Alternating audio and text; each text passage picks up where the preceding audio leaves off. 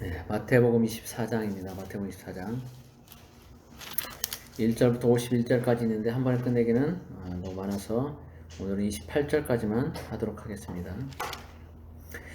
24장은 특별히 주님의 재림 그리고 마지막 날 끝날에 관해서 얘기를 하고 있어요.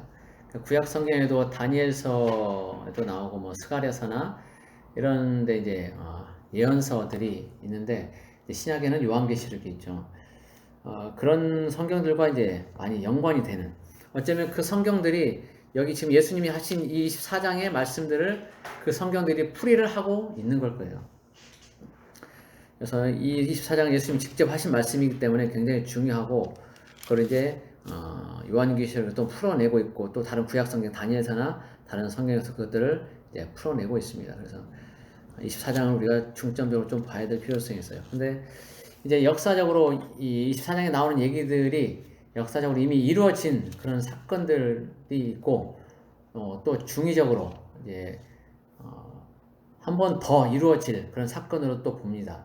로마에 의해서 AD 70년에 주후 70년에 로마에 의해서 이스라엘이 예루살렘이 멸망할 때, 그때 이제 이루어진 사건들로 보고, 또 한 번은 더 이것이 이제 이루어지는데, 그때는 예수님이 이 땅에 재림하시는 그때 다시 이루어진다라는 겁니다.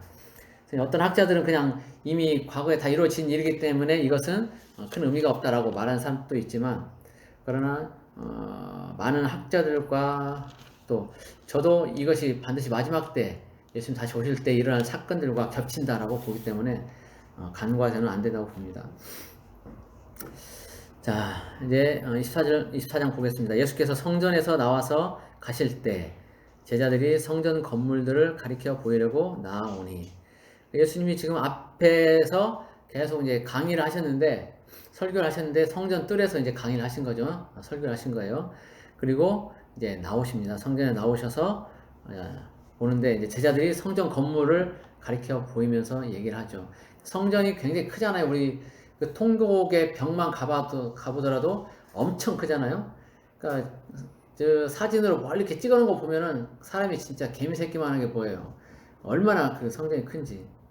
그때는 어떻게 그런 걸 다 만들었나 몰라. 아무튼 신기해. 40년 거쳐서 막 만들고, 그런 거 보면 신기한데, 어쨌든 엄청난 규모의 큰 성전이기 때문에 제자들이 이제 이 갈릴리 촌놈들이 와가지고 성전을 보면서 이제 얘기를 하는 거죠. 굉장히 멋있지 않냐, 이렇게 예수님에게 얘기를 하는 겁니다. 2절, 예수님이 대답하여 이르시되 너희가 이 모든 것을 보지 못하느냐. 내가 진실로 너희에게 이르노니 돌 하나도 돌 위에 남지 않고 다 무너뜨려지리라. 이것이 이제 실제적으로 예루살렘 성이 이제 AD 70년에 로마에 의해서 멸망하면서 진짜 돌 하나도 안 남고 다 무너져 버립니다. 근데 거기에 대해서 이제 왜 그렇게까지 했는가라는 이제 얘기들이 있는데, 뭐가 있냐면 로마에서 이제 와가지고 원래는 성전을 부술 생각은 없었다고 그래요. 근데 이제 그 계단에서 난간에서 이제 경비병들이 불을 피우다가 실수로 이제 그 안으로 이제 번졌는데, 그러다 보니까 안에 있던 이제 금들 있잖아요. 성전 전부 다 안쪽에 다 금으로 칠해져 있거든요. 금들이 이제 녹아내리면서 돌 사이로 이제 다 들어갔다는 거예요. 그래서 그 금들을 채취하기 위해서 돌을 전부 다 이제 다 떠내고 막 그런 과정에서 돌이 하나도 안 남았다, 이제 그런 얘기가 있어요. 그래서 원래는 이제 보존을 하려는 유대인들의 어떤 반발이 있기 때문에 보존을 하려고 했는데, 그 금 때문에, 금 채취하는 것 때문에 돌을 전부 다 떠내고 해야 됐기 때문에, 그래서 다 마지막까지 돌 하나까지 다 무너뜨려졌다라는 그런 얘기가 있습니다. 어쨌든 이 이야기가 이제 유다가 멸망하면서 AD 70년에 이스라엘이 멸망하면서 이루어지죠. 그리고 이 사건이 의미하는 바가 있는데, 이제는 건물 성전 시대가 아니고 사람 성전 시대라는 걸 이제 보여주는 거예요. 성전이 솔로몬이 제1성전을 지었죠. 첫 번째 처음에 솔로몬이 성전을 지었습니다. 그리고 그것이 이제 무너지고 나중에 BC 959년 BC 959년에 이제 처음 성전이 만들어지죠. 솔로몬 성전. 그 다음에 BC 520년에 이제 앞에 것이 무너지고 다시 스룹바벨 성전, 제2성전이 세워집니다. 그리고 이제 그것을 개축하고 아름답게 꾸민 것이 이제 헤롯 대왕 때 헤롯 성전인데, 이것을 제3성전으로 보는 사람도 있어요. 그런데 많은 경우는 스룹바벨 성전까지가 제2성전이고 이것은 그냥 개축했기 때문에 제3성전이라고 얘기는 하지 않습니다. 그리고 앞으로 이제 유대 땅에 다시 세워질 성전이 이제 제3성전이라고 그렇게 얘기를 합니다. 아직 세워지진 않았죠. 그게 이제 헤롯 대왕이 개축한 것이 AD 63년쯤 이제 완전히 개축을 했고 완공을 합니다. 그렇게 해서 이제 헤롯이 유대인의 어떤 환심을 사기 위해서 그렇게 이제 유대인들이 애지중지하는 그 성전을 이렇게 이쁘게 잘 만들어줬는데, 그로부터 이제 AD 63년에 완공을 하고 7년 후 AD 70년에 로마에 의해서 완전히 다 부서져 버리죠. 멸망합니다. 그래서 이제 건물 성전 시대는 지나가고 이제 하나님의 성전, 우리가 이제 우리 몸이 하나님의 성전인 이 시대를 이제 살아가고 있는 겁니다. 그래서 우리가 어떤 건물에 대해서 성전이라고 말하는 것도 이제 물론 의미는 있어요. 하나님의 사람들이 모여서 예배 드리고 그곳에 하나님께서 계시기 때문에 성전은 맞아요. 맞는데 이제 이스라엘에 있었던 그런 대표적인 성전, 그런 것은 이제 존재하지 않는다는 거죠. 그리고 실제적인 성전은 본래적인 의미의 성전은 이제 하나님의 형상을 닮은 우리가 이제 하나님의 성전이라는 거죠. 그래서 우리 안에, 사람 안에 마약이나 아니면 술, 담배 막 이런 것들을 들이붓는 것은 하나님의 성전을 더럽히는 것이 되기 때문에 하지 않아야 된다는 거죠. 그걸 기호식품이다 이렇게 말하는 사람도 있지만 실제 그것이 사람을 혼미하게 하잖아요. 제정신이 아니게 만들기 때문에 좋은 것이 아닙니다. 그래서 하나님의 몸을 깨끗하게 우리는 보존, 관리할 필요가 있는 거예요. 그래서 이제 건물 성전 시대는 이제 이때로 지나갔다. 자, 그리고 3번에 보면 3절, 예수께서 감람산 위에 앉으셨을 때 제자들이 조용히 와서 이르되 우리에게 이르소서 어느 때에 이런 일이 있겠사오며 또 주의 임하심과 세상 끝에는 무슨 징조가 있사오리까. 제자들이 이 말을 물어보는 데는 이유가 있어요. 왜냐하면 유대인들에게 있어서 성전은 최고의 거예요. 최고. 그곳에 하나님이 계시기 때문에 이스라엘 백성들에게 있어서 성전이 무너진다는 것은 그 나라가 멸망하는 것과 같은 의미가 되는 거예요. 그렇기 때문에 굉장히 충격적인 얘기를 사실은 들은 겁니다. 그래서 이거에 대해서 이제 반문하는 거, 더 자세히 좀 알려주라고. 언제 그런 일이 있겠는지, 또 마지막 때 주의 임하심, 세상 끝에는 무슨 징조가 있겠냐고. 그러니까 이 사람들은 예루살렘 성전이 이제 회파되고 멸망하고 그러면은 세상이 끝나는 때로 인식을 하는 거예요. 유대인들은. 그렇지 않고서는 이렇게 될 수가 없다라는 거죠. 왜냐하면 자기들은 선민이거든.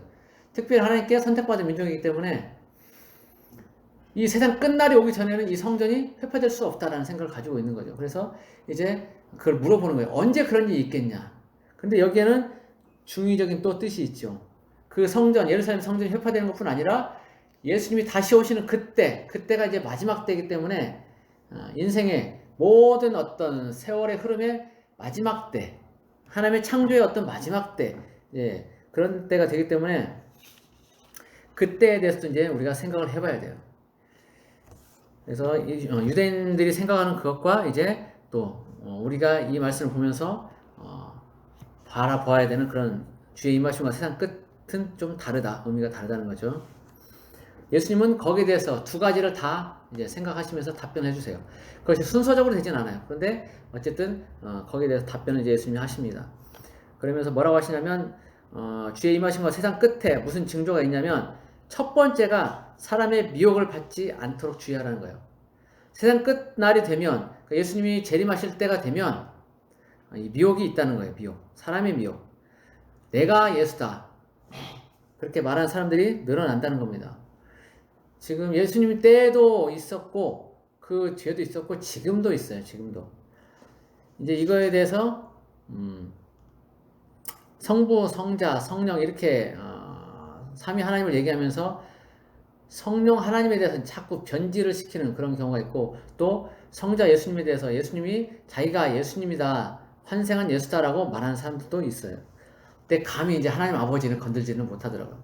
어쨌든 예수님과 성령님에 대해서 자기들이 그 예수다, 내가 그 보혜사다라고 말하는 사람들이 많이 있어요. 지금 우리가 흔히 이단이라고 얘기하는 그런 데가 다 그렇죠. 그래서 가장 중요한 건 때가 되면, 예수님이 오실 때가 되면 미혹이 더 심해질 거기 때문에 사람의 미혹을 받지 않도록 주의하라는 거고, 많은 사람이 내 이름으로 와서 이르되 나는 그리스도라 하여 많은 사람을 미혹하리라 그러는 거죠. 자기가 그리스도라는 거예요. 자기가 보혜사 성령이다, 이렇게 예수다라고 말하는 사람들이 있다는 거죠. 절대 넘어가지 마라. 미리 말씀하셔서 알려주는 거고, 그리고 또 어떤 징조가 있냐면 6절에 두 번째 징조가 되겠지만, 난리와 난리 소문을 듣겠으나 너희는 삼가 두려워하지 말라. 난리 소문이 있겠다는 거예요. 전쟁의 어떤 소문들, 그런 것들이 있겠다는 거죠. 그런데 그런 일들이 있는데 끝은 아니다. 민족이 민족을, 나라가 나라를 대적해서 일어나겠고 곳곳에 기근과 지진이 있게 된다.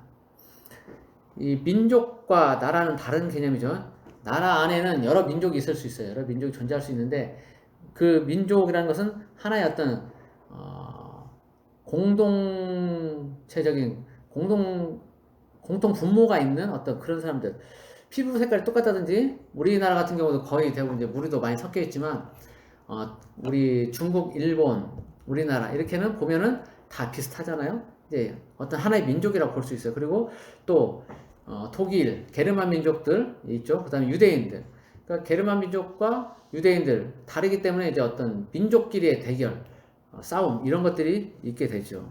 그래서 민족이 민족을 대적하고 나라가 나라를 대적하는 일들이 이제 일어납니다. 이미 이제 그 일들이 일어났고 지금도 꾸준히 일어나고 있어요. 지금도.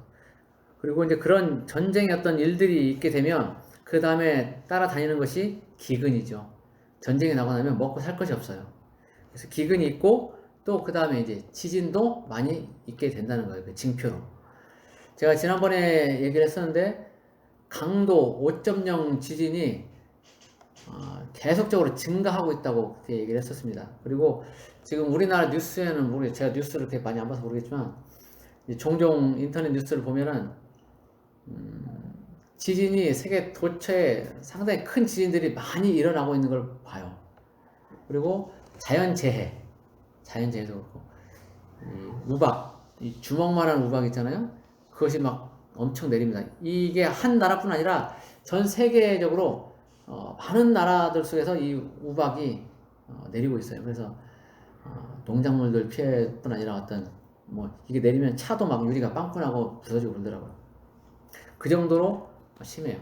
근데 그것이 보면은 이제 어떤 동성애가 합법화된 나라들, 그런 나라들에 거의 많이 일어나더라고요.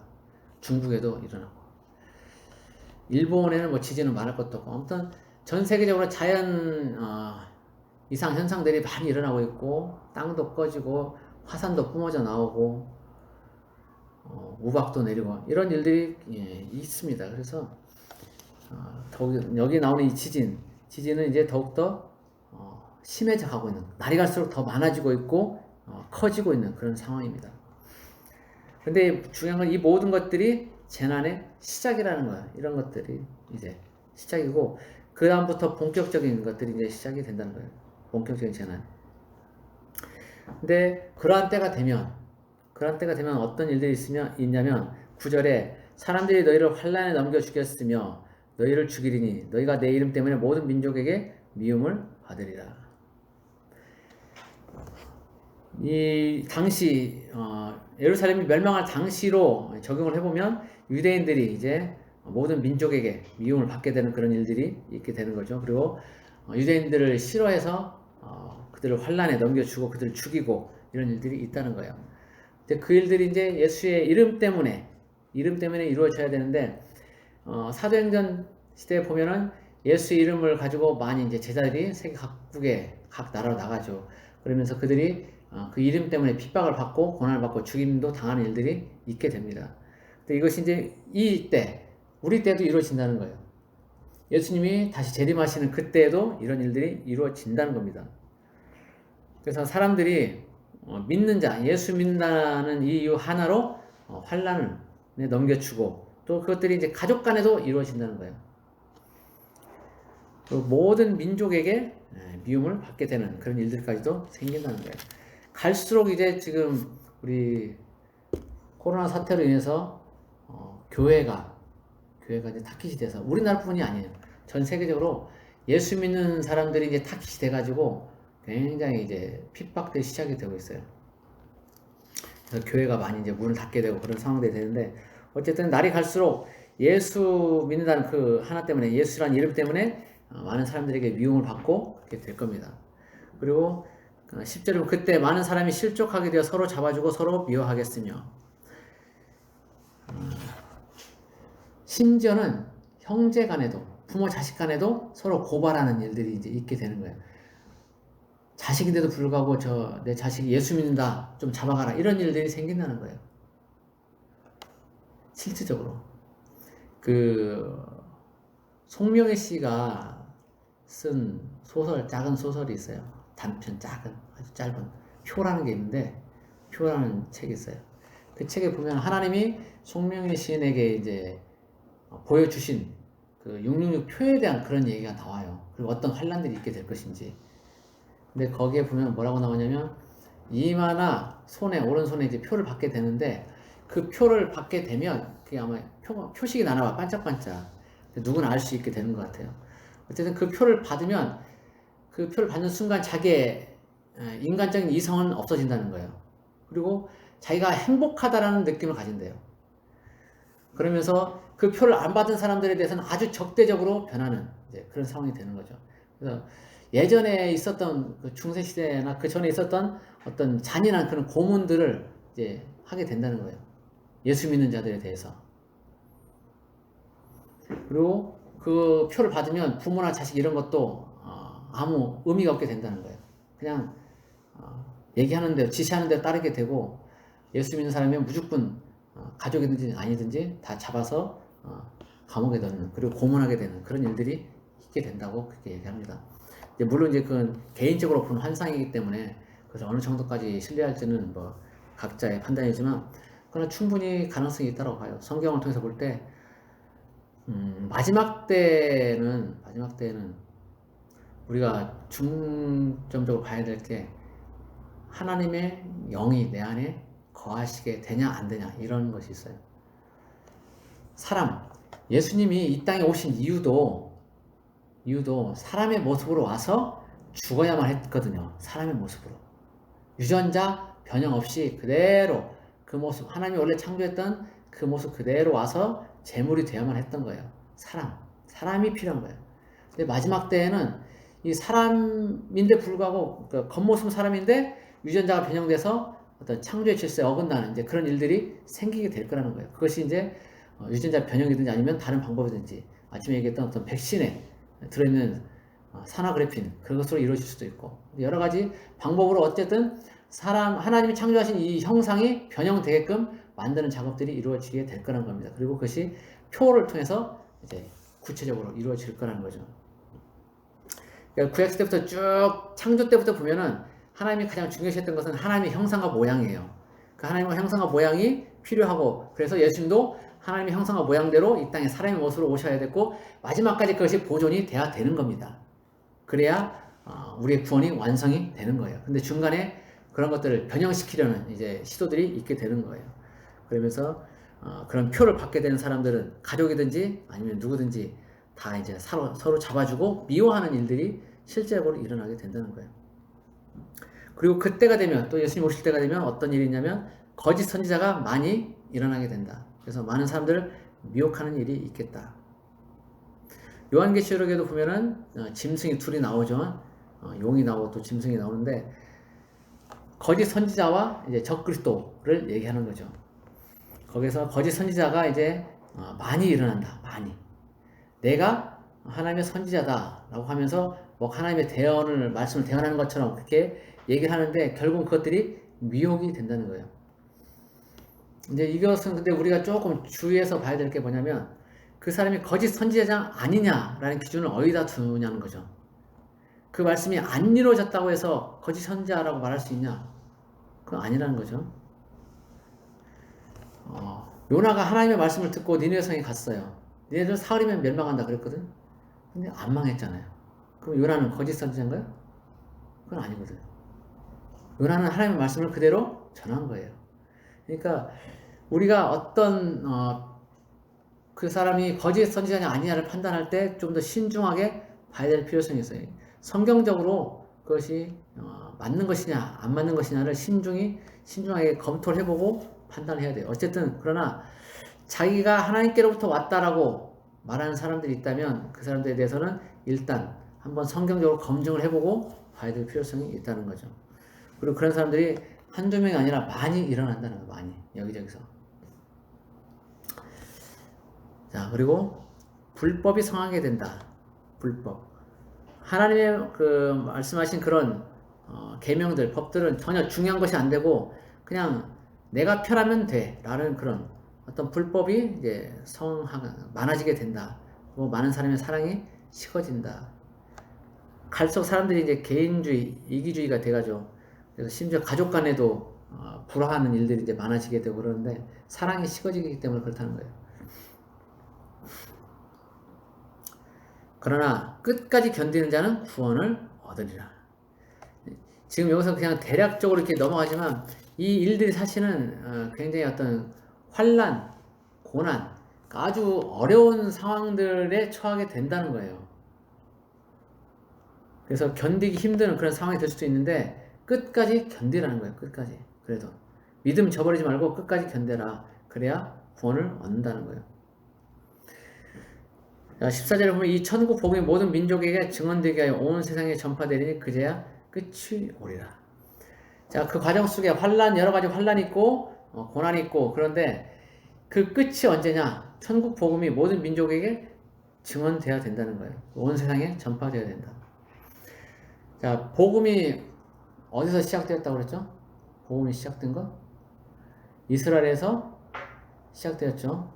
예수님과 그 제자들을 통해서 복음이 시작되고 전 세계에 뻗어나갔습니다. 그리고 이제 다시 그 복음이 이스라엘로 들어가고 있어요. 전 세계 복음이 증거되는 때를 이제 사람들이 학자들이 그걸 예측을 하는데 2025년쯤이 되면 복음이 안 들어간 나라가 없이 모든 나라에 복음이 다 들어가게 된다고 얘기를 합니다. 2025년. 근데 희한하게 어떤 회사나 큰 회사들, 세계적인 대기업들을 보면 2025년을 딱 기준으로 해서 뭔가 이렇게 전환점을 만들고 있어요. 희한하게 그러고 있어요. 2025년. 그래서 이거 좀 뭔가 이상하다 그런 생각이 들어요. 2025년쯤이 되면 뭔가가 이루어질 것 같아요. 뭔가가. 지금 많은 나라에서 이제 전기 자동차를 지금 생산하고 있는데 완전히 전기 자동차로 바꾸는 시점이 2025년쯤으로 잡고 있기도 하고 또 어떤 사업을 구상하는데 그 전면 완전히 바뀌어지는 시점이 2025년 여러 가지가 있더라고요. 제가 다 기억을 못하겠는데 그렇게 해서 2025년이라는 때가 조금은 우리가 주의해서 봐야 될 그런 시점인 것 같아요. 그리고 그때가 모든 나라에 복음이 다 전파되는 때이기 때문에 더 이상 이제 복음이 들어가지 않는다. 이제 더 이상 들어가야 될 나라가 이제 없다. 포화 상태가 됐다. 그래서 여기 말하는 온 세상에 전파되는 그때가 이제 2025년이 아닌가라고 이제 생각을 해봐요. 근데 어쨌든 기준점은 이스라엘이에요. 이스라엘. 복음이 시작되고 다시 들어가게 되는 그 나라. 그래서 예루살렘과 이스라엘 온 땅에 복음이 전파되면 그때가 아마 끝이 될 겁니다. 그래서 이제 15절 보면 그러므로 너희가 선지자 다니엘이 말한 바 멸망에 가증한 것이 거룩한 곳에 선 것을 보거든 그때 유대인 자들은 산으로 도망할지라. 이제 어떤 그 마지막 때가 될 때 예수님의 재림의 때 이제 이루어지는 그런 환란들이 있고 그런 징표들이 있는데 그때가 되면 어떻게 해야 될지를 이제 얘기를 해주는 거예요. 그런데 여기에는 일단 예루살렘 성이 회파될 때 그 당시의 모습도 있습니다. 야, 멸망에 가증한 것이 거룩한 곳에 선 것을 보거든 유대인 자들은 산으로 도망할지라 그랬거든요. 산으로. 이 멸망에 가증한 것이라는 것은 이제 이 말은 다니엘서에 나옵니다. 다니엘서에 다니엘서에 이 관련된 내용이 한 4번 정도 나온다고 그러는데 기본적으로 다니엘서 9장 몇 절이나 27절이었나?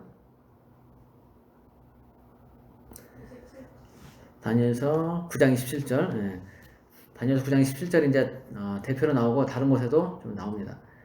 어쨌든 여기에 나오는 이 말씀을 이제 인용해서 하는데 이게 이제 멸망에 가증한 것이 무엇이냐, 또 거룩한 곳에 선 것이 무엇이냐, 이거를 가지고 이제 여러 가지 의견들이 있습니다. 그런데 가장 많이 이제 얘기가 되는 게 BC 168년경에 수리아 왕 안티오쿠스 에피파네스가 이제 그 성전, 예루살렘 성전을 헐고 그 재단을 헐고 거기에 제우스 신상을 세웠다는 그런 것 때문에 그래요. 제우스 신상을 세우고 그 제우스 신에게 돼지 피를 가지고 제사를 지냈다. 그래서 그때 이제 이 멸망에 가증한 것이 거룩한 곳에 섰다라고 그렇게 보는 견해들이 많습니다. 그리고 이제 이것을 또 하나 주님 마지막 오실 때 제3성전이 세워지면 적그리스도가 이제 그 성전에 들어가서 내가 하나님이다라고 말하는 그런 때가 있다는 거죠. 그래서 두 가지로 중의적으로 이제 또 볼 수밖에 없습니다. 근데 이제 일단 여기에 있는 것들은 보면 예루살렘 성전이 회파될 때 모습이 좀 더 강하게 보입니다. 왜냐하면 유대에 있는 자들은 산으로 도망할지라. 이것은 지금 시대에는 우리가 뭐 예수님 재림하신다고 또 뭐 멸망에 가증한 것이 거룩한 곳에 선다. 그러니까 적그리스도가 제3성전에 들어간다고 해서 우리가 뭐 유대에 있는 것도 아니고, 그리고 산으로 도망할 그런 일도 없거든요. 그러니까 이거는 지금 일정 부분은 그 당시 예루살렘 성이 멸망할 당시로 이제 보는 것이 더 가깝습니다. 이 산으로 도망하라고 이렇게 얘기한 것은 뭐냐면 예루살렘 성이 이제 멸망하게 되는 그 시점이 있어요. 그 시점이 있는데 로마 군대가 이제 예루살렘 성 주변을 다 포위해 버립니다. 그래서 오도 가도 못하고 그 성 안에 있는 사람들이 이제 굶어 죽게 되는 거예요. 그래서 100만이 넘는 사람들이 이제 굶어 죽었다는 그런 얘기도 있어요. 그리고 그들이 그렇게 싫어하는 어떤 개나 파충류 막 혐오스러 하는 성경에서 먹지 말라고 하는 그런 것들도 잡아먹고 또 심지어 자식까지도 삶아 먹었다 그런 얘기들이 있습니다. 그 정도로 굉장히 먹을 것이 없었다라고 얘기합니다. 그런데 그렇게 로마 군대가 와서 이제 포위할 때 이 말씀을 기억했던 사람들은 빠져나왔다고 그래요. 로마 군대가 포위할 시점에 미리 빠져나와서 다른 곳에 가서 이제 거주를 했다고 그렇게 얘기를 합니다. 그래서 한 4년 정도 이제 그렇게 다른 데 옮겨서 살았다고 그러는데,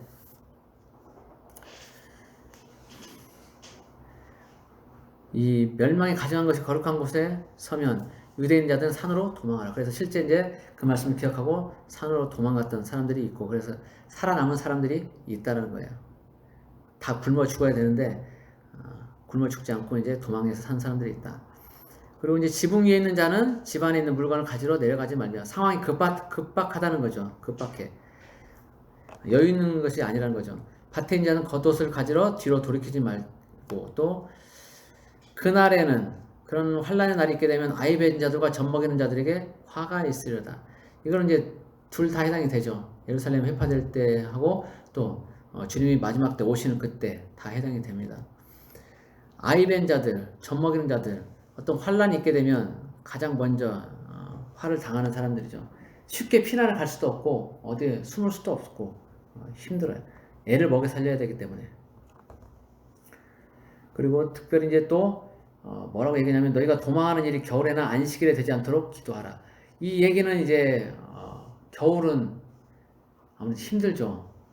어디 거주하기도 힘들고, 여름에는 그냥 대충 아무 데나 자도 되거든요. 근데 겨울에는 춥기 때문에 더 힘든 거예요. 그리고 안식일에 되지 않도록 기도하라.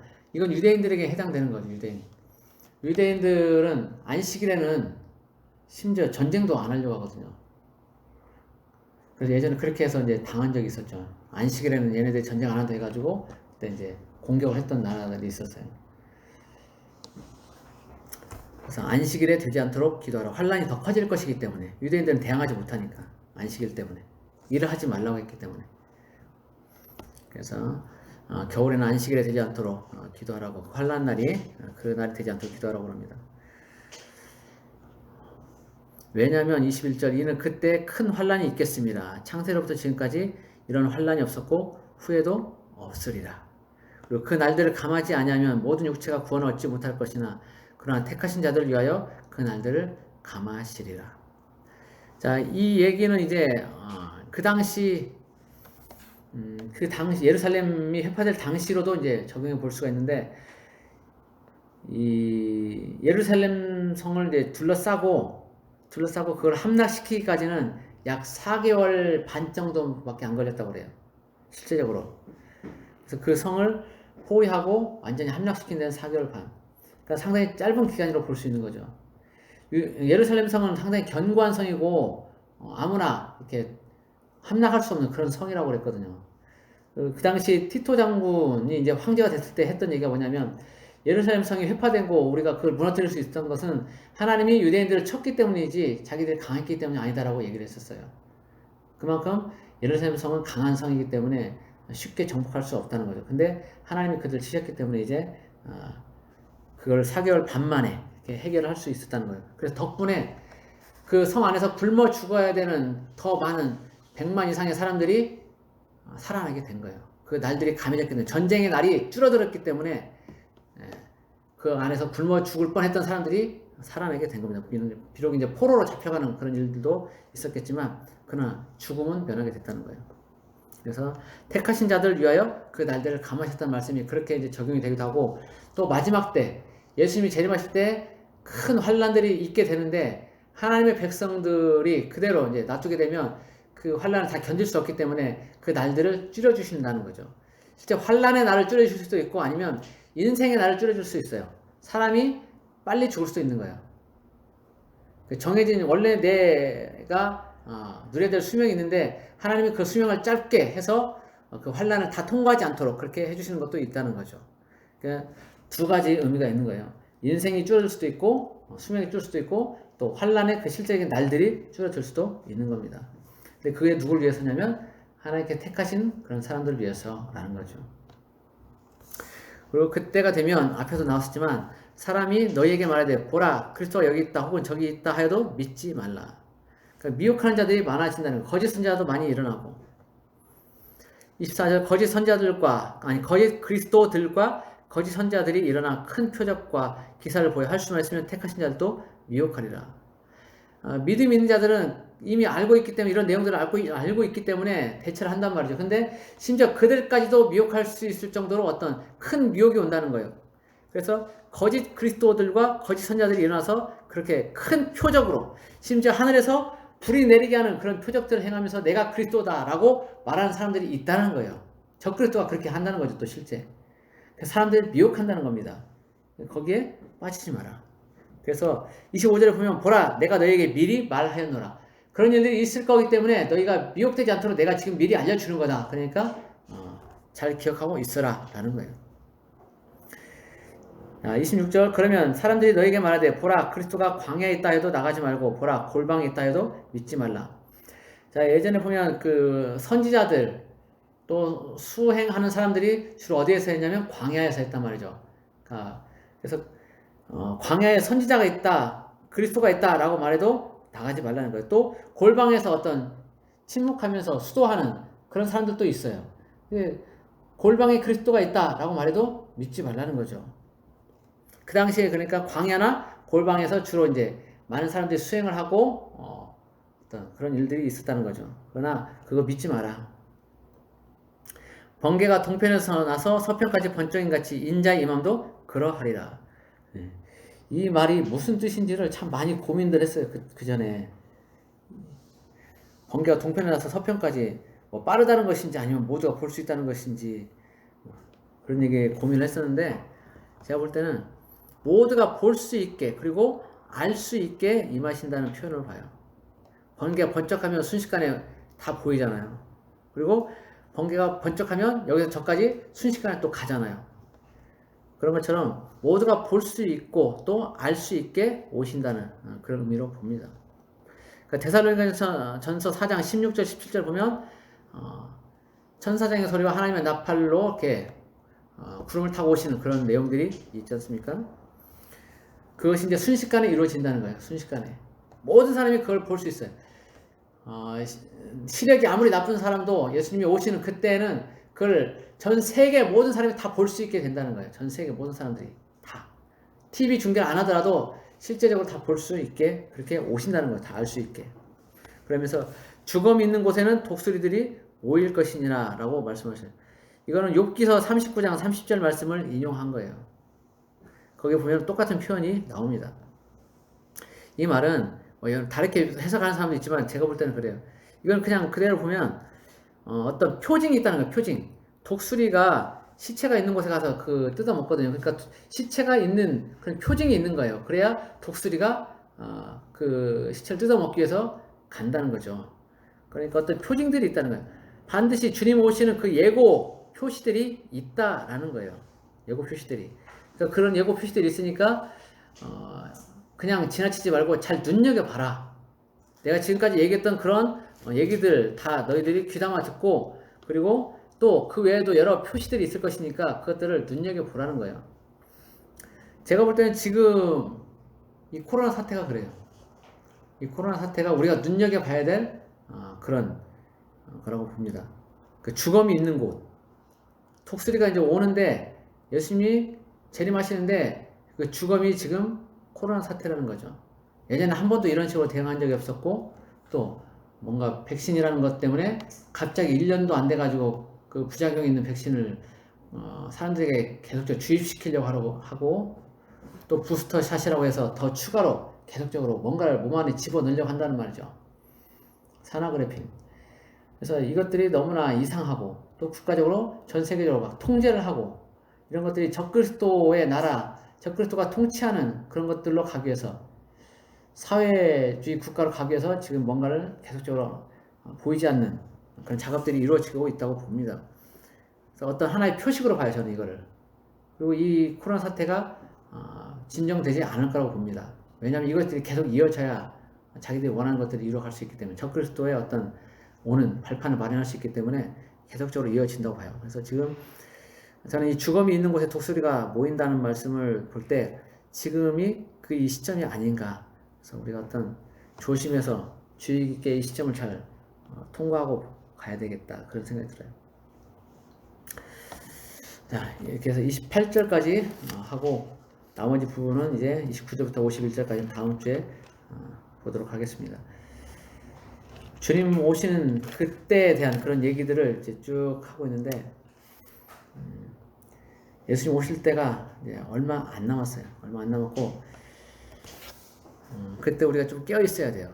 깨어 있어야 되고 참 저기 22절을 보면